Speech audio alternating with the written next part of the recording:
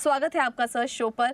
Sir पहले तो बाजार में जो आज शानदार तेजी हम देख रहे हैं, बड़े समय बाद ये एक तेजी नजर आ रही है, इसे आप कैसे देख रहे हैं? आरबीआई की पॉलिसी पर भी मेरा पहला सवाल होगा कि आज जो पॉलिसी अनाउंसमेंट हुई है उस पर आपका व्यू क्या है? गुड गुड आफ्टरनून पूजा जी। पहले एमपीसी के बारे में बात करते हैं। एमपीसी की जो रेट साइकिल है, सवा छह का रेपो 5.25 हुआ, तीन रेट कट्स में। तो ये जाहिर सी बात थी कि हम वेट एंड वॉच, जो लास्ट एमपीसी में, फरवरी की एमपीसी में जो नैरेटिव था वो कंटिन्यू होगा, वही सोचा था सबने, मार्केट ने, इसीलिए it was a non event one. दूसरा, जो लिक्विडिटी होती है वो हेडलाइन में नहीं मिलती है। इस आधार पे लिक्विडिटी कितनी है सिस्टम में, ये समझ में आता है कि यार short end of the yield curve क्या रेपो से कम ट्रेड कर रहा है या ऊपर ट्रेड कर रहा है। ऐसा हो रहा था कि लिक्विडिटी इतनी थी मार्केट में कि रेपो से नीचे था शॉर्ट टर्म पेपर, मतलब टी बिल्स उससे कम कोट कर रहे थे। तो इसका ये मतलब है कि सिस्टम में लिक्विडिटी ज्यादा थी। तो लिक्विडिटी थोड़ी टाइटन हुई है। अब that's the second point I am making. Liquidity same नहीं है, माना रेपो रेट सेम है, लास्ट 2 महीने से लिक्विडिटी सेम नहीं है। That's point two. Point three, आपको ये देखना होता है कि भाई long end of the yield curve कैसा बिहेव कर रहा है। ये इंपॉर्टेंट पॉइंट है। हर दर्शक दर्शक को, इन व्यूअर को जहन में गांठ बिठाने देनी चाहिए, क्योंकि मैं आपके चैनल पे भी कई बार कह चुका हूं, ब्याज दरें नीचे जाएंगी इसका मतलब ये नहीं है कि बॉन्ड्स में इजाफा होगा। लोग सोचते हैं कि ब्याज दरें नीचे जाएंगी तो मैं डेट फंड खरीद लेता हूं, उसमें पैसे बना लूंगा, कैपिटल गेन आएगी। जून से लेकर अब तक 1% की रेपो रेट कम हुई है, बट 10 ईयर जी से 20 पैसा ऊपर गया है और बॉन्ड प्राइसेस में नुकसान हुआ है। तो repo rate short end of the yield curve है और पैसे डेट में बनते हैं long end of the yield curve पे। इन दोनों का जो रिश्ता है वो कोई मिस ही कर जाता है। So I have been telling on your channel that you will not make money on date in spite of repo rate cuts, and that's precisely which has happened. People have lost money as capital loss in bonds during the same period. बिल्कुल, बिल्कुल वही वही सब देखने को भी मिला। लेकिन फिरोज़ सर, आज हमने देखा कि आरबीआई गवर्नर ने भी थोड़ा मिडल ईस्ट को लेकर चिंता ज़रूर जताई, लेकिन उनके कॉन्फ्रेंस में, क्योंकि अनाउंसमेंट ही आज सुबह-सुबह हुआ, उनके अनाउंसमेंट में ये भी था कि चीज़ें जैसे ही नॉर्मलाइज़ होती हैं हम उसके लिए भी तैयार हैं। तो जो जीडीपी और इन्फ्लेशन को लेकर जो फोरकास्ट उन्होंने किया है आरबीआई गवर्नर ने, ये क्या आपको लगता है कि जल्द ही इस फोरकास्ट में अनुमान में कुछ बदलाव हो सकता है? आई थिंक बिल्कुल पूजा जी, सबसे इंपॉर्टेंट चीज होती है कि भाई जीडीपी पे क्या इम्पैक्ट होगा। अब क्रूड ऑयल पे तो हर जगह इम्पैक्ट है, इन्फ्लेशन पे इम्पैक्ट है, राइट, बहुत बड़ा इम्पैक्ट है, तो हर देश में इम्पैक्ट है। सो क्रूड ऑयल प्राइसेस एलिवेटेड रहना मेरे हिसाब से मुश्किल है। आप आज भी देख चुकी हैं हमने, आई थिंक 4-5 दिन पहले अनिल सर के साथ एक शो कर रहे थे सुबह, तो मैंने कहा कि क्रूड का जो पीक है वो बिहाइंड अस है। मान तब 110 112 पे भी चल रहा था, 120 का जो पीक किया था उससे आगे। सो आई डोंट थिंक वो अनुमान मीट होगा, आई थिंक ब्रीच होगा। Inflation will be in control, that's my estimate, क्योंकि हमारी जो रिजर्व्स हैं वो काफी हाई पे भी हैं। ऑफ कोर्स रुपी ने 95 टच किया, आरबीआई ने बहुत प्रॉम्प्ट एक्शन लिए और वापस 92 92 एंड हाफ पे अब आज आ गया है। So coming back, I think the GDP numbers will be breached. अब वो रिवाइज करेंगे नहीं करेंगे एस्टिमेट्स, वो मुझे पता नहीं, बट क्या वो एक्चुअल्स जीडीपी के एस्टिमेट को बीट करेंगे? मेरे हिसाब से करेंगे, क्योंकि हमने बहुत सारी वॉर्स, 12 वॉर्स एनालाइज की, आपके चैनल पे भी कहा था कि 12 वॉर्स में 11 वॉर में मार्केट भी ऊपर आ गई, जिस तरह से गिरने लगी थी उससे ऊपर आ गई, 7% ज्यादा आ जाती है। एक ही इंस्टेंस है जहां वॉर खत्म भी हो गई, फिर भी मार्केट ऊपर नहीं आई। और जीडीपी भी जो एस्टिमेट्स था, जो क्रूड ऑयल पे इम्पैक्ट पड़ता है हर वॉर का, वो जीडीपी को लॉन्ग टर्म डेंट नहीं कर पाया as soon as the war was over. So I am reasonably upbeat that, जो आपने प्रश्न पूछा था कि वो एस्टिमेट्स रिवाइज करेंगे, पता नहीं, बट वो बीट जरूर हो जाएंगे। क्योंकि ग्रोथ को मेरा लेकर कहीं न हाई कहीं, प्रॉब्लम। हाँ, ग्रोथ को लेकर तो कहीं न कहीं कंसर्न था, लेकिन उसको एस्टीमेट्स को बीट करते हुए यहाँ पर नज़र आएँगे। फिरोज़ सर, कच्चे तेल में तो आज बड़ा कूल ऑफ हमने देखा, हमने भी देख भी रहे हैं, 15% नीचे आ चुका है, $93 के नीचे अब कारोबार कर रहा है। दूसरी चीज़ जो मार्केट वॉच कर रहा है वो है रुपये की चाल और एफआईआईज़। इन दोनों पर आपका क्या व्यू बन रहा है? रुपी की चाल में जैसे आरबीआई ने किया था कि भाई बहुत सारी आरबीआई डोमेस्टिक मार्केट में इंटरवीन करती है to keep rupee stable.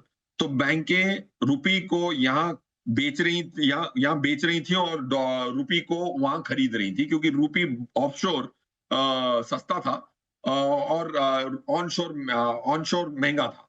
So they were doing an arbitrage, उसको कर्टेल करना बहुत जरूरी था।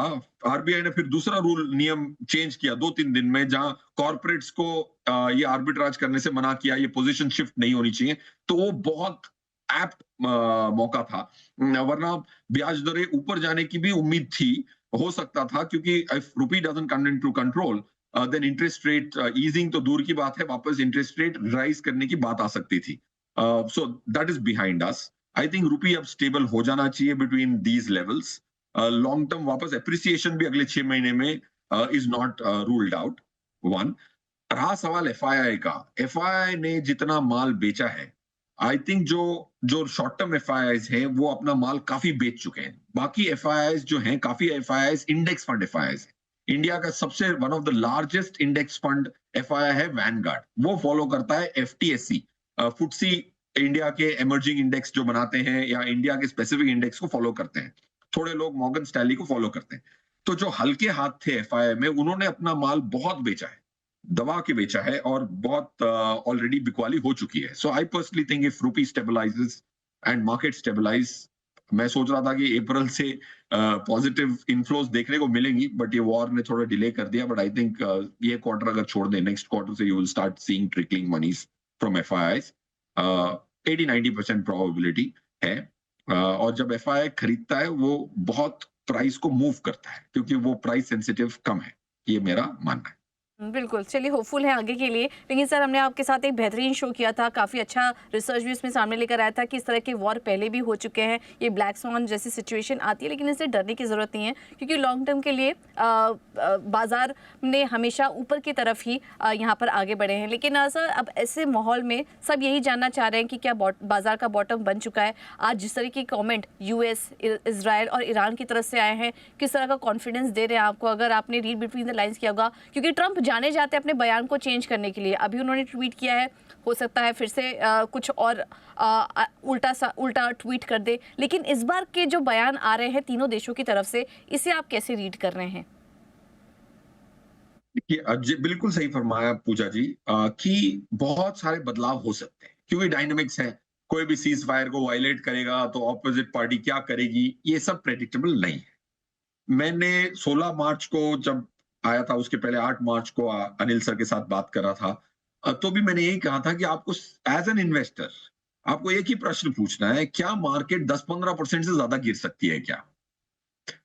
25,200 की लेवल थी उस वीकेंड, 26-27 का फरवरी का जो वीकेंड था, निफ्टी क्लोज हुई थी फ्राइडे की गिरावट के बाद 25,200। उसके बाद जब मंडे को ओपन हुई थी 24,300, 24,400। आज करीबन करीबन हम 1.5-2% ही उससे नीचे है।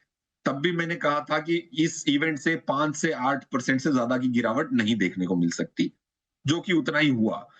अब क्या वो वापस नीचे जा सकती है? ऑफ कोर्स जा सकती है, बट मार्केट की, पूजा जी आपने बिल्कुल सही फरमाया, मार्केट की जो ग्रेविटी है ना, वो ऊपर की तरफ है। अब क्या 30 मार्च का लेवल 22,313 वापस आएगा, ये कोई गारंटी से नहीं कह सकता। क्या 26,500 आएगा? 26,300 जो गई है जनवरी में, क्या वो आएगी? 100% आएगी। 1 साल में आएगी, 2 साल में आएगी, सबसे दुखित आत्मा भी बोलेगा कि यार 4 साल में आ जाएगी, बट 22,313 आएगी, ये पता नहीं। Right?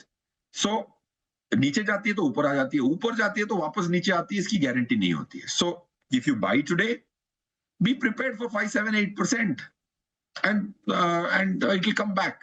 Patience is the only thing, and Z, I should acknowledge, जी ने हमेशा सांत्वना और हिम्मत दी है एक इंसान को अपनी लॉन्ग पोजीशन, इन्वेस्टर को होल्ड करने की, और ट्रेडर को सही स्टॉप लॉस भी दी है, और उसी क्षण में आपने इन्वेस्टर को सांत्वना दी है, क्योंकि सांत्वना की जरूरत होती है ताकि कोई ये शॉर्ट टर्म वॉलेटिलिटी को कर सके। सो आई शुड कॉम्प्लीमेंट जी, हर बुरे दिन पे आपने सांत्वना दी है। आज देखें वापस 24,000 आ गई, ऑलमोस्ट वहीं की वहीं आ गई जब मार्च की शुरुआत हुई थी।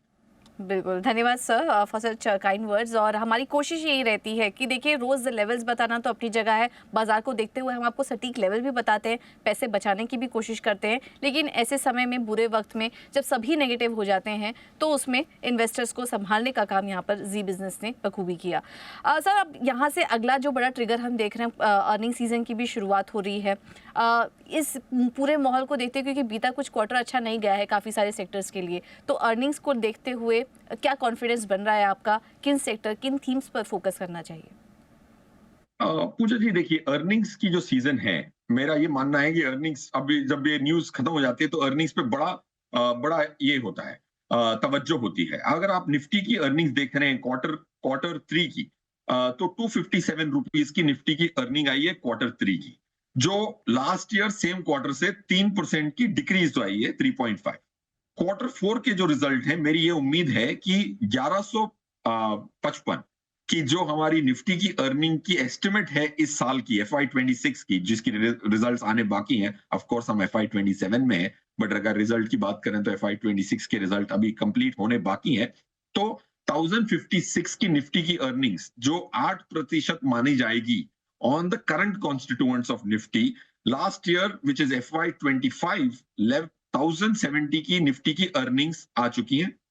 156 की, 55 की हमारी एस्टिमेट है।